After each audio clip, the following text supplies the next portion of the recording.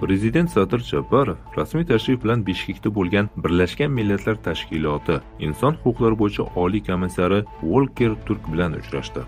Japarov Qirg'izistonni demokratik taraqqiyot va huquqiy davlat qurish tarafdori ekanini, mamlakatning qonunchiligini xalqaro standartlarga izchil muvofiqlashtirib borilayotganini ta'kidladi. O'z navbatida Volker Turk Qirg'izistondan ijtimoiy-iqtisodiy rivojlanish, mintaqada barqarorlikni ta'minlash va islohotlarni amalga oshirish borasida qilinayotgan ijobiy yangiliklarni qayd etdi.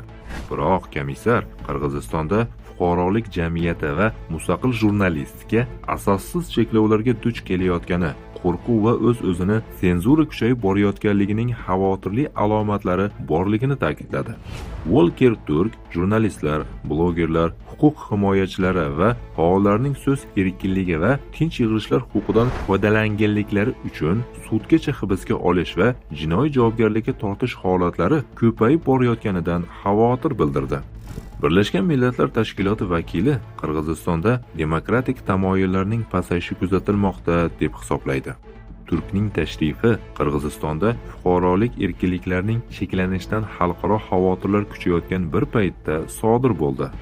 Birlashgan Millatlar Tashkiloti Yaqin Sharqdagi ingliz va fransuz mustamlakachiligini sanksiyalashtirgan va qonuniylashtirgan Millatlar Ligasi vorisi hisoblanadi. Bu tashkilot Ikkinchi jahon urushi g'oliblari tomonidan o'z manfaatlariga erishish uchun tuzilgan. Birlashgan Millatlar Tashkiloti Xavfsizlik kengashiga a'zo davlatlar o'zlarining yoki ittifoqchilarining manfaatlariga zid keladigan haqiqatni, inson huquqlarini yoki qonunni hech qachon himoya qilishmaydi. Ular mojarolarni hal qilmaydilar. Aksincha, mojarolarni yaratadilar va uni boshqaradilar. Chunki ular to'qnashuvlar va urushlarning davom etishidan manfaatdor. Bugun butun dunyo yahudiy vujudi AQSh qurollari va diplomatiyasi ko'magida G'azoni vayron qilayotganini shohidi bo'lmoqda. Falastin xalqiga qarshi qirg'in borotni amalga oshirilmoqda. Yahudiylar falastinlik ayollar va bolalarni ommaviy ravishda o'ldirmoqda.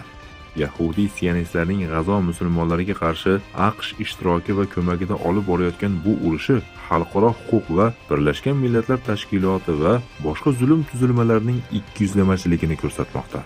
Bu tuzilmalarning barchasi payg'ambarlik minhoji asosidagi xalifalik davlatini barpo etilishining oldini olish maqsadida yaratilgan.